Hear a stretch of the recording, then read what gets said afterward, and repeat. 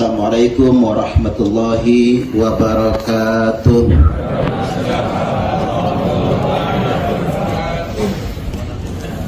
Bismillahirrahmanirrahim. Alhamdulillahi rabbil alamin. Allahumma salli wa sallim ala Sayyidina Muhammadin wa ala alihi wa sahbihi ajma'in. Amma ba'du. Tabi'un. Yang saya hormati Kadensus Mabes Polri, yakni Bapak Irjen Pol Martinus Hukom SIK MSI, mirip orang Arab ya Pak ya, luar biasa. Saya tadi guyon kayak adiknya Usama bin Laden kata saya. Subhanallah. Beserta segenap pejabat di lingkungan Densus 88 Mabes Polri yang juga hadir pada kesempatan kali ini, bahkan hadir dalam formasi yang sangat lengkap. Yang saya hormati pengurus PP Muhammadiyah, yakni Pak siapa tadi ya? Pak Wahid ya, yang ganteng. Yang saya hormati Bapak Profesor Dr. Marzuki Nur, Ketua PW Muhammadiyah Lampung. Yang saya hormati Bapak Kaban Kesbangpol, Bapak Muhammad Firsada. Itu nama kiai itu Pak. Aturan saya yang namanya Muhammad Firsada ya. Nama saya Suparman. Itu agak katro itu Pak. Nama saya Suparman itu karena lahir bulan Sapar, maka namanya Suparman. Ini lahir bulan Suro ya Suratman. Ini Paing ya Paiman. Ini Legi ya Legiman. Makanya ada Abdul Karimnya itu nama bapak kandung saya. Makanya saya itu di KTP namanya ya Suparmanto. Bapak saya itu Abdul Karim, saya cantumkan ya secara resmi jadi nama saya juga. Ya, kalau orang nyebut Ustadz Suparman kan kurang keren. Tapi kalau Ustadz Suparman Abdul Karim jadi keren. Sekaligus juga ngalap berkahnya Mbah Yai Abdul Karim, pendiri Pondok Pesantren Lirboyo. Mudah-mudahan dapat barokahnya. Allahumma amin. Selanjutnya yang saya hormati Kasat Gaswil Pak Ketut beserta tim Densus Lampung. Selanjutnya juga guru saya Bapak Dr. Sudarman. Saya masih kuliah di IAIN Raden Intan dulu, beliau sudah jadi dosen di sana. Dan beliau terkenal di banyak kalangan, di semua agama, semua kelompok, bahwasanya beliau adalah salah satu dosen UIN yang sangat moderat dalam berpikir. Selanjutnya hadirin wal hadirat rahimakumullah, saya tidak berpanjang lebar di mukadimah karena waktu kita mepet.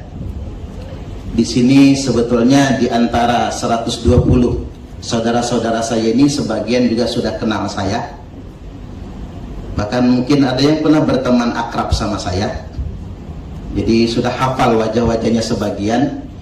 Pada kesempatan kali ini saya hendak menyampaikan materi perkara yang sangat ditakuti oleh Nabi, itu tahrish. Jadi provokasi di internal umat Islam. Jadi kita biasakan untuk tidak mencari kambing hitam lagi. Kita biasakan untuk tidak mencari kesalahan orang luar. Sementara kita libur dulu menyalahkan Amerika, libur dulu menyalahkan Cina gitu. Libur dulu menyalahkan bangsa luar. Bukan berarti kita tidak waspada dengan intervensi asing ya. Kayak ISIS misalnya diintervensi oleh Amerika Serikat, bahkan didanai dan dipersenjatai. Ini yang ngomong saya nggak apa-apa. Tapi kalau yang ngomong Kadensus nggak boleh. Karena ngapa? Ini urusan negara. Kalau saya ini kan PNS, bukan bebas ngomong. Bebas betul ngomongnya, jadi tidak jadi masalah gitu. Nah, kita berhenti dulu libur sebentar bicara tentang bagaimana intervensi Yahudi, Israel, boleh jelaskan mereka itu. Tapi kita masuk kepada perkara yang paling dikhawatirkan oleh Nabi di internal umat Islam.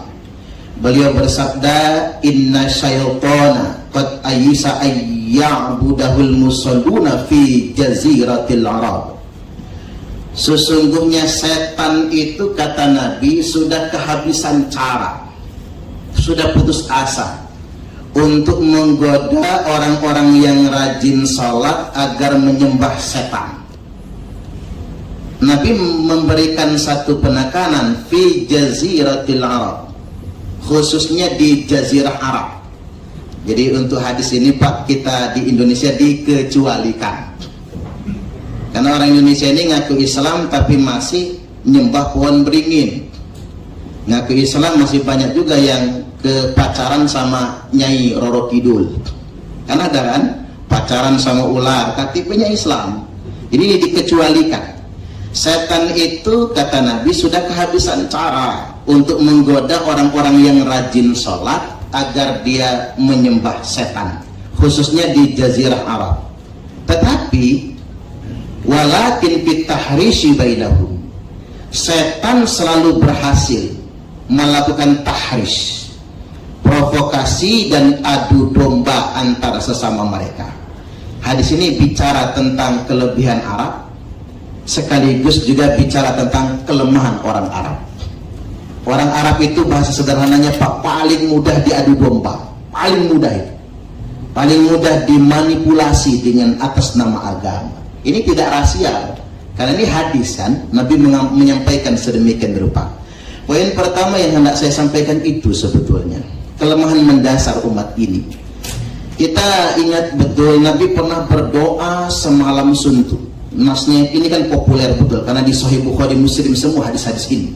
Nabi berdoa semalam suntuk, dikira sahabat doanya ini permintaannya yang kebanyakan.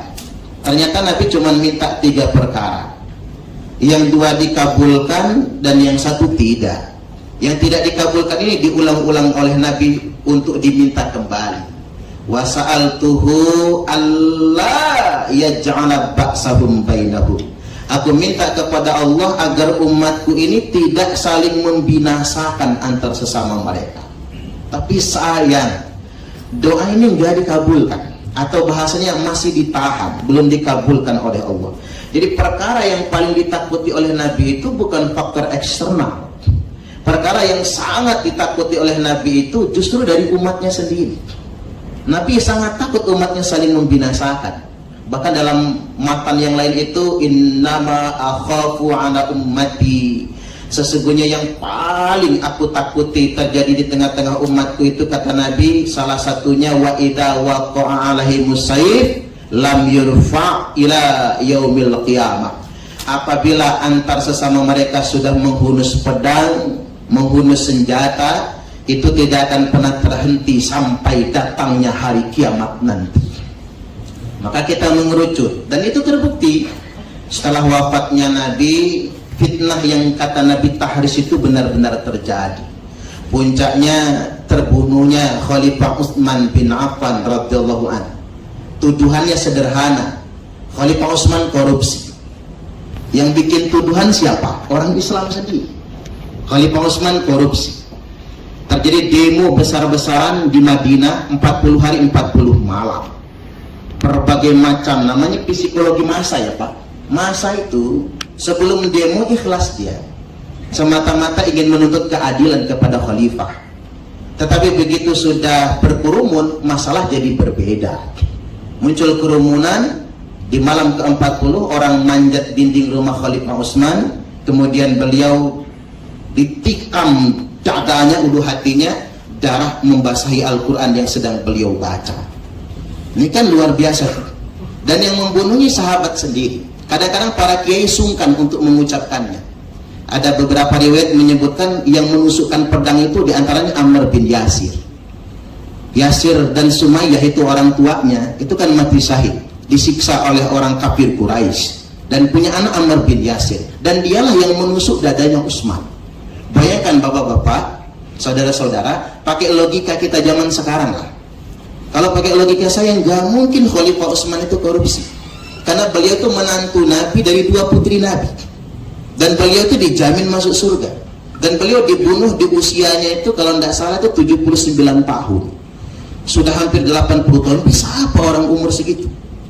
Tapi kecolongan, kemudian ditikam. Waktu itu nggak ada pas pampres soalnya ya, nggak ada pengamanan.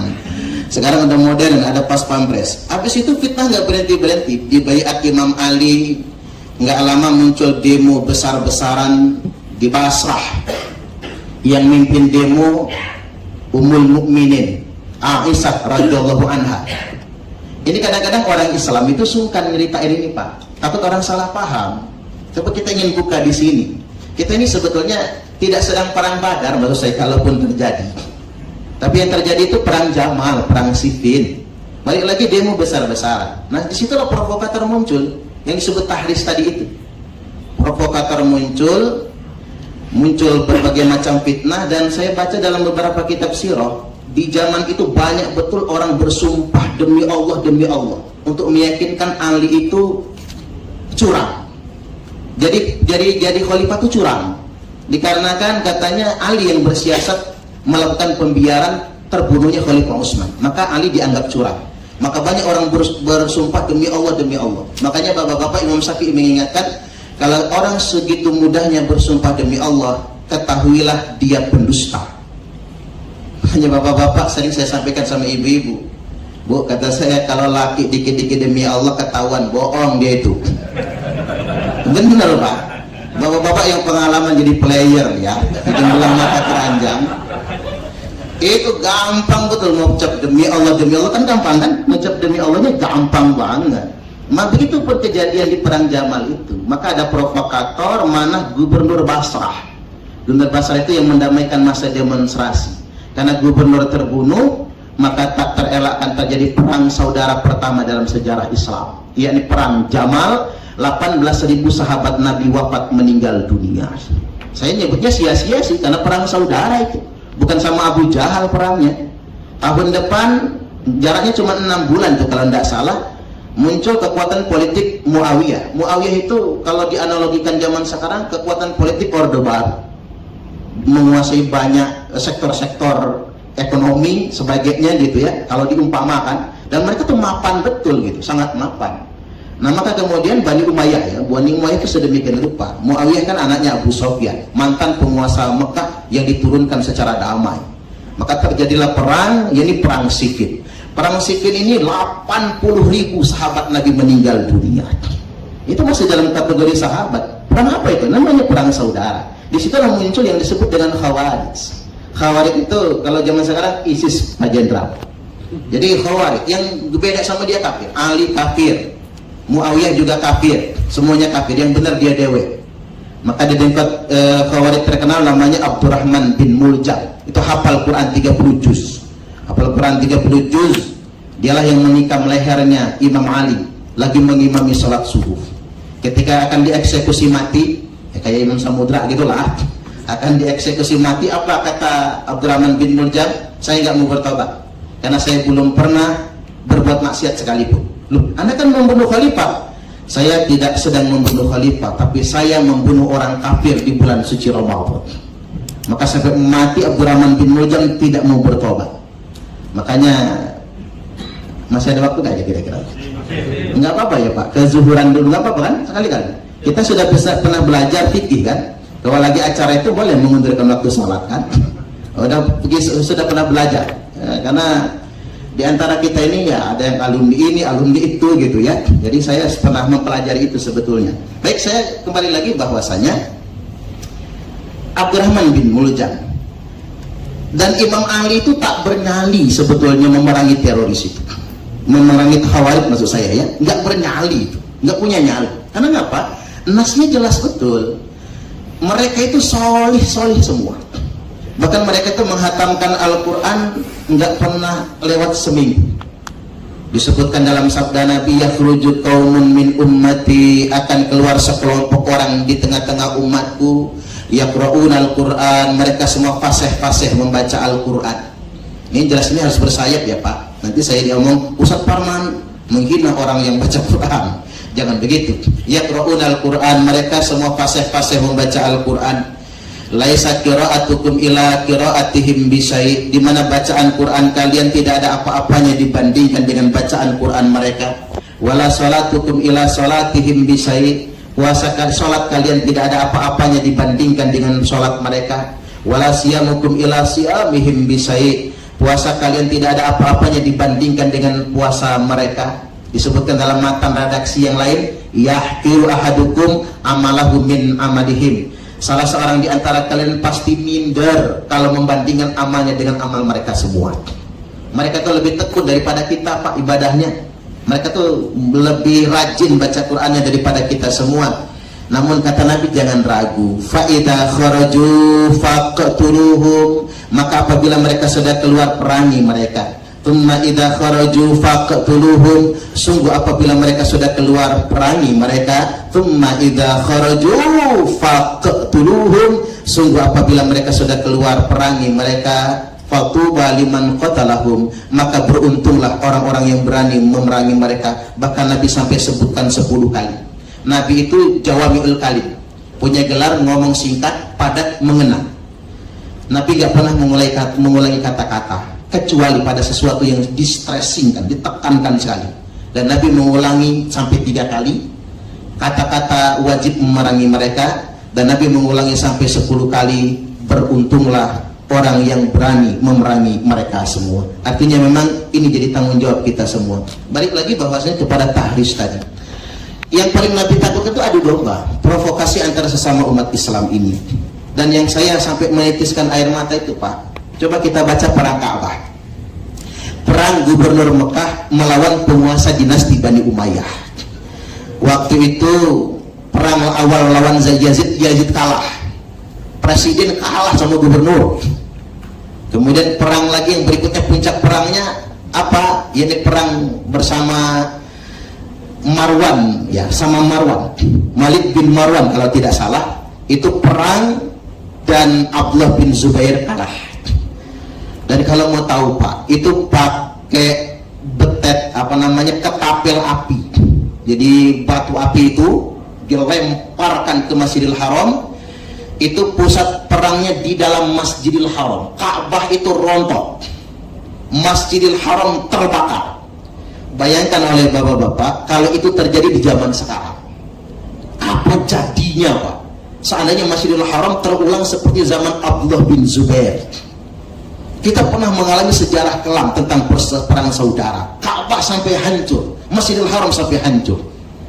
Ini jadi pelajaran, apakah itu akan terulang kembali? Sesuatu yang sangat dikhawatirkan Nabi. Dan saat ini mulai terulang di Irak dan Suriah. Pesat perang Jamal dan perang Siffin juga kan di Irak dan Suriah. Maka Nabi mengatakan umatku yang paling berat ujiannya adalah yang ada di Irak dan yang ada di Suriah, karena akan berulang dan berulang dan berulang terus. Satu ya.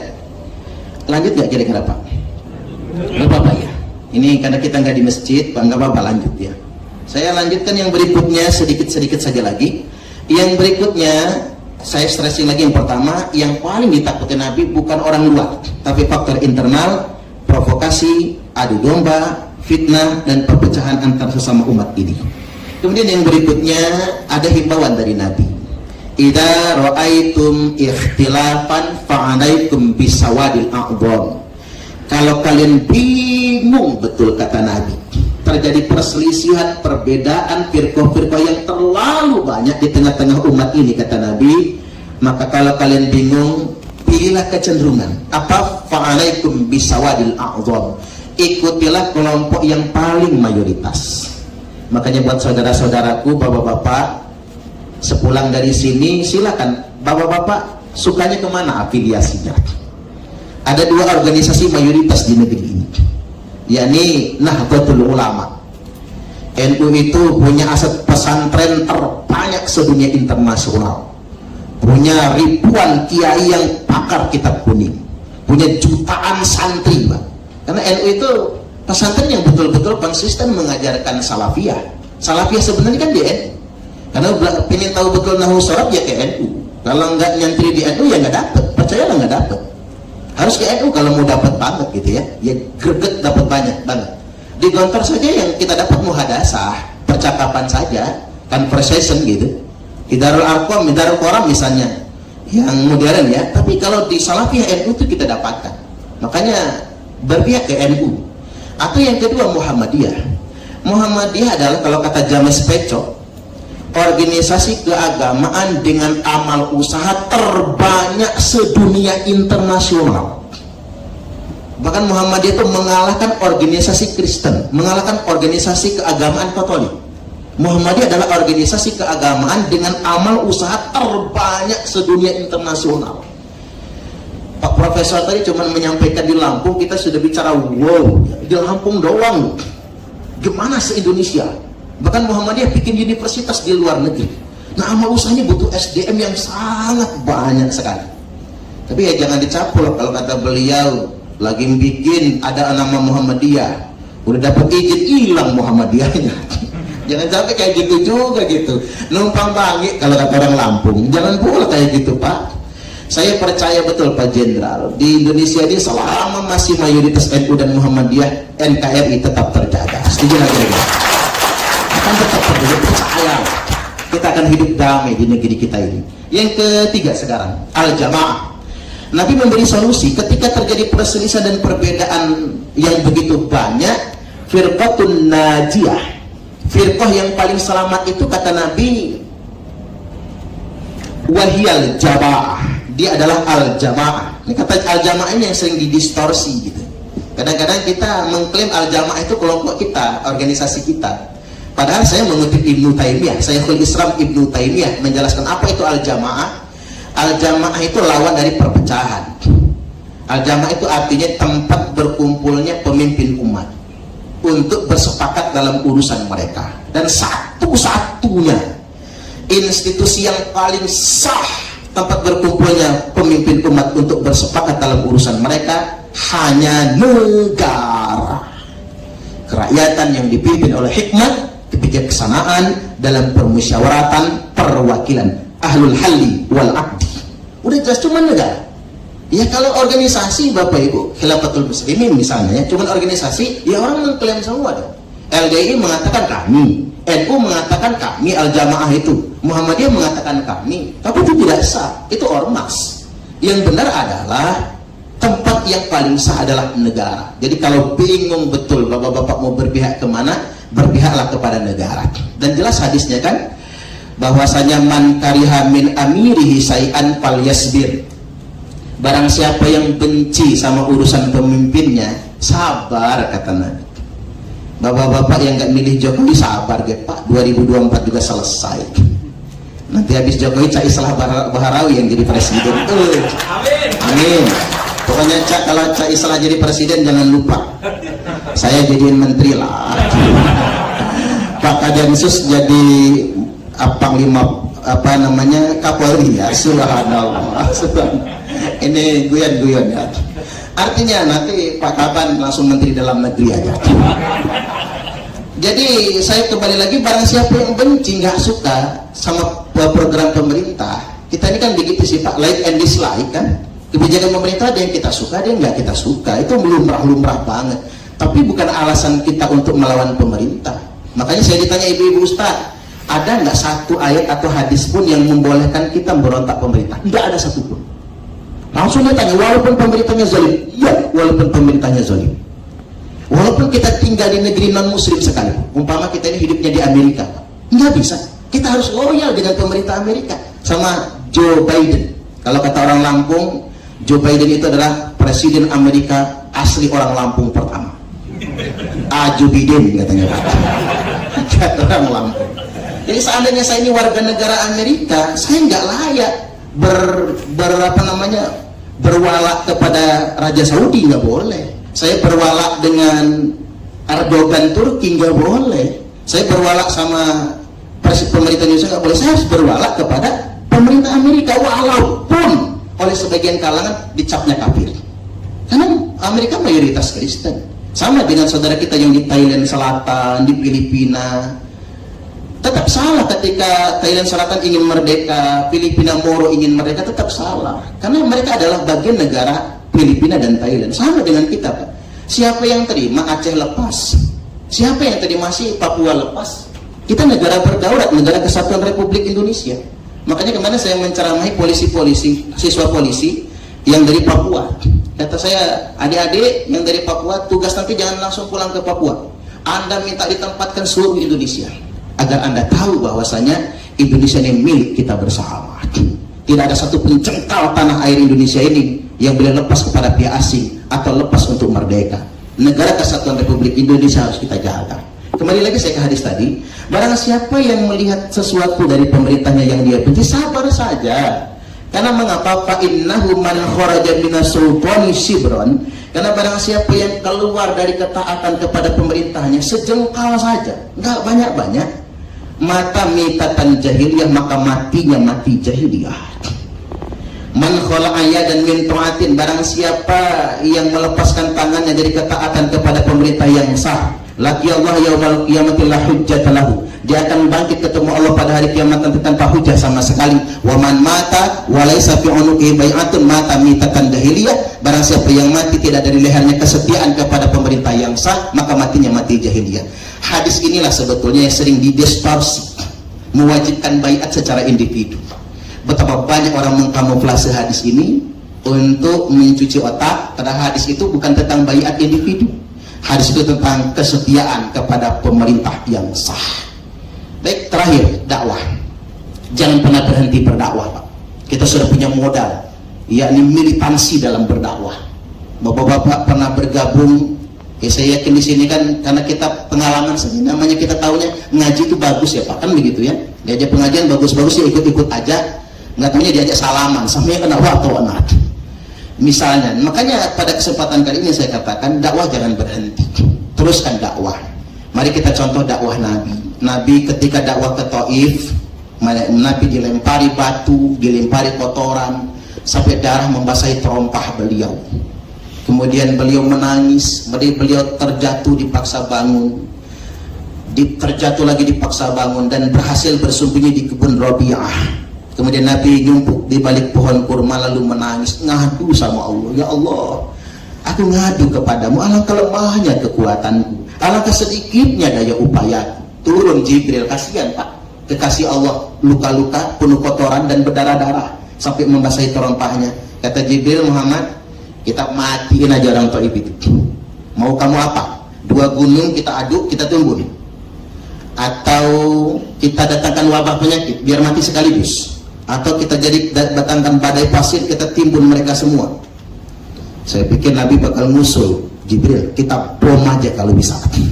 Nabi gak usul begitu. Apa kata Nabi? Jangan Jibril, biarkan mereka menganiaya aku, biarkan mereka semua tidak mau beriman, tapi aku masih punya harapan. Ada di antara keturunan mereka yang mengucapkan kalimat La ilaha illallah. Itulah dakwah Nabi, dakwah kasih sayang. Fabima rahmatin minallahi lintalahum walau kunta faddan ghalizal qalbi lan faddu min haulik. Dikarenakan rahmat Allah Muhammad, engkau bersifat ramah, lemah lembut kepada mereka semua. Seandainya engkau bersikap keras lagi, kasar, maka niscaya mereka akan pergi dari sekelilingmu. Terakhir, satu lagi, masih terakhir lagi. Ini terakhir beneran ini Pak. Di antara teman-teman kita, saya contoh misalnya ex Napiter ya, Pak Muhammad Solihin Pak.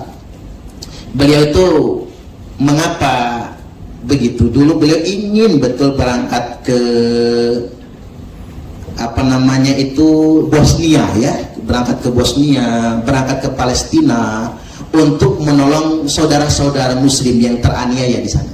Bahkan di antara kita pun mungkin greget banget ya, pengen berangkat ke Rohingya gitu, karena ada teroris-teroris di sana yang menganiaya saudara-saudara di Rohingya. Ada sedemikian rupa. Tapi saya ingin tegaskan di sini Pak, cara terbaik menolong orang-orang yang tertindas melalui tangan negara. Karena kita sudah lintas negara.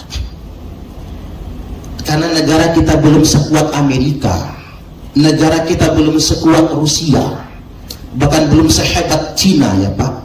Maka Indonesia membantu Palestina baru sebatas mendirikan sekolah, mendirikan rumah sakit. Tapi sungguh luar biasa Pak Jokowi itu Pak, sungguh luar biasa. Terserah kita kemarin pilih Pak Jokowi atau tidak, sungguh luar biasa menunjukkan cintanya kepada rakyat Palestina. Sekolah didirikan, fasilitas rumah sakit juga didirikan di sana, karena kita mampunya begitu. Tapi seandainya Pak, seandainya Indonesia ini hebat sekuat Amerika Serikat, jangankan cuman itu Pak, nyerang Israel aja gampang kita. Tapi syaratnya itu Indonesia itu harus menjadi negara adik kuasa. Ini yang ngomong Ustaz ya Pak, bukan Pak Jenderal ya. Jangan diambil hati. Betul, artinya kalau kita ingin bisa menolong negara luar yang bukan negara kita, bukan hanya tentang itu ya kok, semua negara yang tertindas, tidak hanya karena etnis dan agama ya, tapi siapapun kita harus sekuat dulu Amerika. Tetapi Indonesia masih negara yang lemah. Seandainya kita rongrong negara kita sendiri, boro-boro kita akan menolong negara lain, kita malah hancur-hancuran kayak Irak dan Suriah. Untuk menolong negara mereka sendiri saja nggak bisa, boro-boro akan menolong negara lain. Maka dari itu harapannya pasca ini, bapak-bapak semua yang sudah ikrar setia NKRI, kedepannya akan menjadi mujahid-mujahid NKRI yang membela negara ini, membuat kita menjadi negara yang berjaya di dunia internasional. Baik, silakan tepuk tangan Pak. Itu dari saya, mudah-mudahan ini semua bermanfaat, ambil hikmahnya, ambil baiknya. Wallahul muwaffiq ila aqwamit thoriq. Wassalamualaikum warahmatullahi wabarakatuh. Waalaikumsalam warahmatullahi wabarakatuh.